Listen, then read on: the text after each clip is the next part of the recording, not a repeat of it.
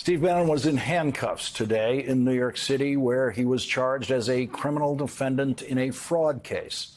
Steve Bannon is charged in a case where two of his associates have already pleaded guilty to wire and tax fraud with money laundering, conspiracy, and fraud in a fundraising fraud that convinced Trump supporters to give them money to build a wall on our southern border. Instead, Bannon and his associates are charged with simply stealing the money for themselves. The New York Times reports if Mr. Bannon is convicted and a judge imposes the maximum sentence on the most serious charge, he could face between 5 and 15 years in prison. Protesters shouted at Steve Bannon when he surrendered to prosecutors in a city where he is not popular. Stop hurting America, you stupid comment, greasy grifter! Stop hurting America! Stop hurting America, you greasy grifter! Stop hurting America! Stop hurting America, you stupid comment! Donald Trump pardoned Steve Bannon after he was indicted on federal charges for the same activity in 2020.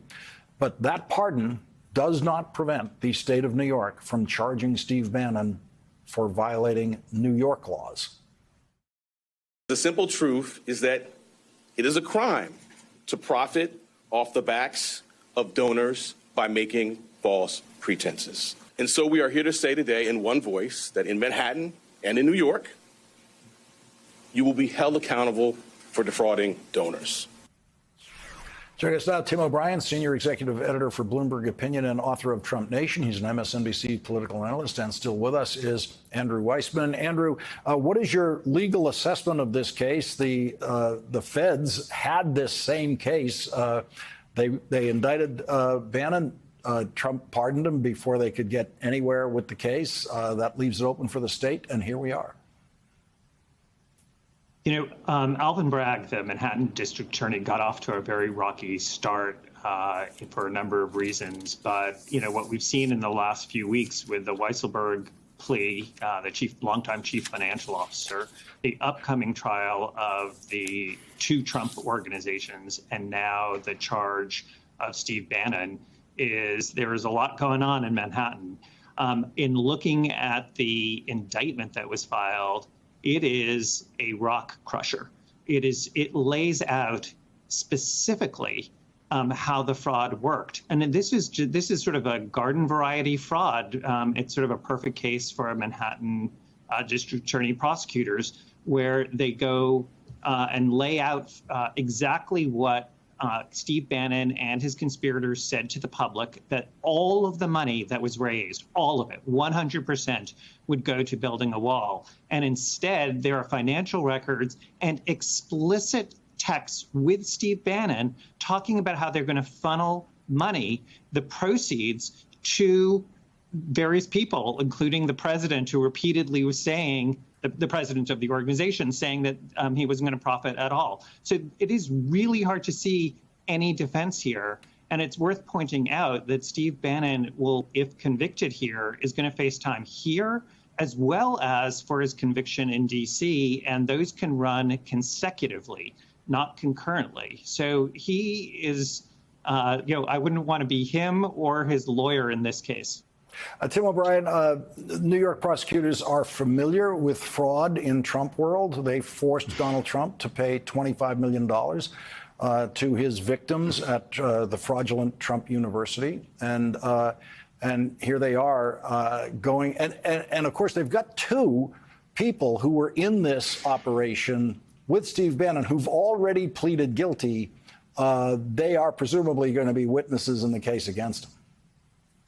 You know, Lawrence, we've seen time and time again that the Trump universe is populated by grifters. And there's interesting parallels always with Trump's own behavior and the behavior of the people who surround him or are in his orbit. And, you know, Trump spent years spouting sort of cartoonish theories about how the business world works and his own track record as a businessman. He ran for office spouting pseudo-historical rants about the state of affairs in America and what he would do as president, and used used those lines to build relationships of trust with his voters and with the people who supported him, and discovered during his presidency that he could then lift small dollar donations out of their wallets into PACs, and it would appear not use those funds for what he told them he was going to do. That directly parallels what Steve Bannon did here.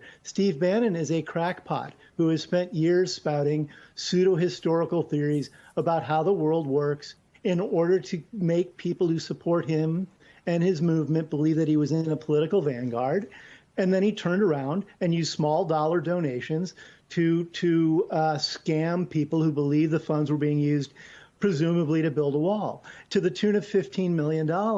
And what's happening, I think we now know that the Trump Save America PAC is being investigated for a very similar pattern of behavior that you're seeing in Bannon's case. And the long arm of the law is now reaching around, I think, to hold them accountable publicly. And I think, as Andrew said, these are rock crusher charges. I don't see any wiggle room where they get out of this. And there are a lot of people in Trumplandia who behaved this way.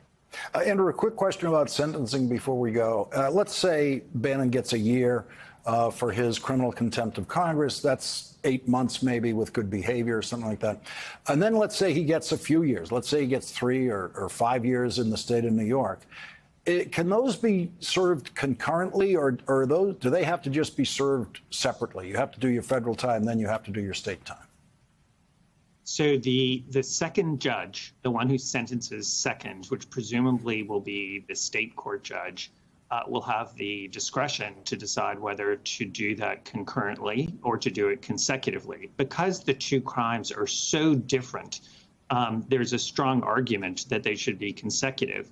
The other thing that I think would be important to Steve Bannon is where he serves that time. Mm-hmm. So the D.C. case, he will serve that time federally.